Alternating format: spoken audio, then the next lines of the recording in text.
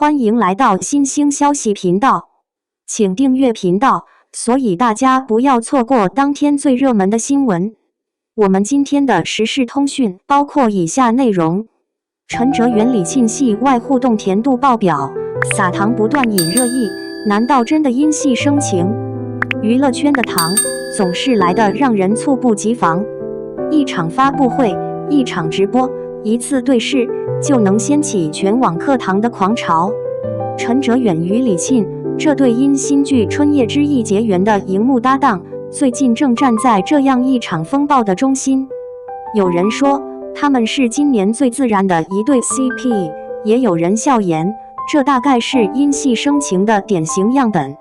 可究竟是剧本延伸的浪漫，还是生活中无声的默契？没人能下定论。娱乐圈的甜不在台词里，而在那些不经意的细节中。发布会上，李沁低头整理裙摆，陈哲远下意识伸手扶住她的手臂。那一幕没刻意，没脚本，却瞬间让全场空气都柔软了几分，连主持人都一度忘词，只能尴尬笑着继续流程。事后，这个片段被网友循环播放，无数弹幕刷屏，不是演戏，是心动的样子。双引号，类似的瞬间还有很多。某次直播，李沁说自己胃不好，不宜喝冰饮。陈哲远听后，默默将手中温水递过去，语气轻得像家常：“喝这个吧，你别又胃疼。”那一刻，他没推辞，只轻轻接过。就是这样一个动作，成了网友心中恋人是体贴的标配。有人说他们只是合作默契，可若真只是工作伙伴，何来这种下意识的关心？心理学上所谓情感溢出效应，也许能解释，当演员长时间浸润在特定情感氛围中，角色的情绪会自然延伸至现实，模糊了戏内与戏外的界限。一位剧组工作人员透露，在拍摄那场雨中告白戏时，导演喊停了7次，他们仍沉浸其中，任由雨水顺着发丝滑落，谁也不肯先走。镜头关了，情绪却还在，那种沉默比任何台词都更真切。当然，质疑声也从未消失，毕竟在这个流量为王的时代，课堂背后往往藏着精心设计的营销策略。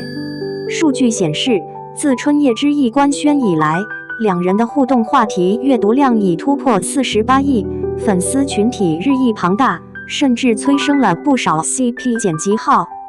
3家品牌联名代言相继落地，商业效益显而易见。在资本的放大镜下，哪怕一个回眸，都能被包装成营销亮点。这种情况下，营业成了一种艺术，既要看起来自然，又得足够有戏。李沁和陈哲远显然懂得分寸，他们从不主动宣示亲密，却总能在关键时刻释放微妙张力。红毯上并肩站位恰到好处，采访中对答默契不露痕迹，连拍摄花絮都像偶然流出的甜蜜纪录片。有人调侃他们不是炒作，是会演。可也有人反问，真有哪位演员能把温柔演得这么细腻？双引号。事实是，营销与真情之间从来没有清晰的界限，很多时候他们相互交织，彼此借力，构成了娱乐圈最独特的生态。观众渴望真实，资本追逐热度，而演员往往被迫在这两者之间找到平衡。有趣的是，这种全民课堂的热情，折射的已不仅仅是明星效应，更是一种社会心理。过去，粉丝们对偶像的情感世界格外敏感，生怕他或他与他人传出绯闻。如今，观众的态度却愈发开放，他们不只接受荧幕情侣的存在，还主动参与其中，为每一个细节赋予浪漫意义，甚至创造出属于自己的二创宇宙。在社交媒体上，关于陈哲远与李沁的课堂剪辑层出不穷，有人将他们的对视配上慢镜头，有人分析眼神交流的情绪走向，还有人把花絮对比剧情，论证两人同频呼吸的可能性。这种狂热其实是一种集体投射。当现实生活的亲密关系愈发复杂，人们开始借助明星关系满足情感想象。他们希望看到真诚、温柔、不被背叛的连接，哪怕只是荧幕幻象，也足以让人心动。一位网友的评论点中了要害：我不需要他们官宣，只要能看到他们互相笑着看一眼就够了。在这样的情感逻辑下，真与假已不再重要，重要的是那份共同的情绪体验，一瞬的心动能在现实中延展成漫长的甜意。不过，甜度过高也可能反噬。娱乐圈不乏因为营业太久而被反噬的例子。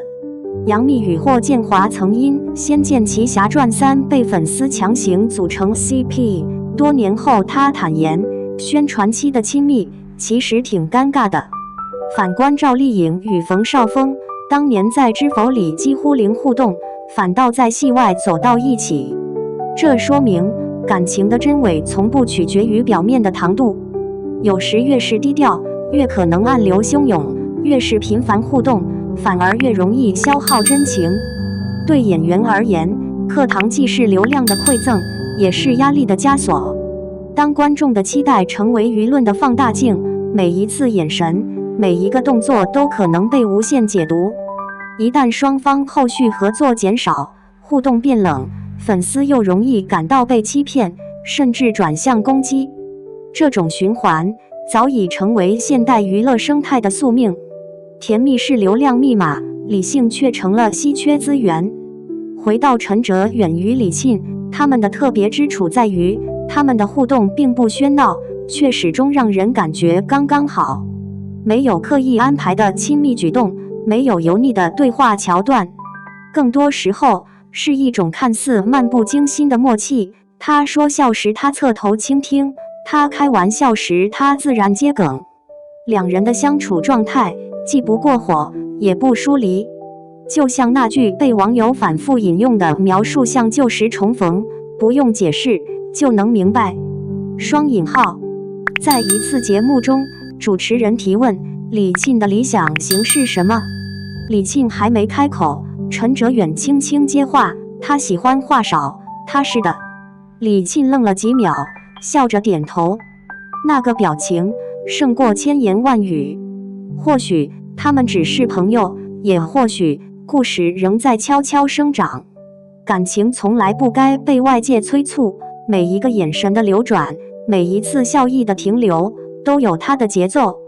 娱乐产业是制造梦的工厂，演员的营业本质上是一种职业行为，但人心不是机械，情感也难免在表演中渗出。真正聪明的 CP 懂得在真与假之间保持模糊，既让观众有客的空间，又不至于被逼到墙角。陈哲远与李沁显然深谙此道，他们的相处像一场慢慢展开的叙事，不急不躁，让人有足够的想象余地。他们或许没有爱情，但确实有温度。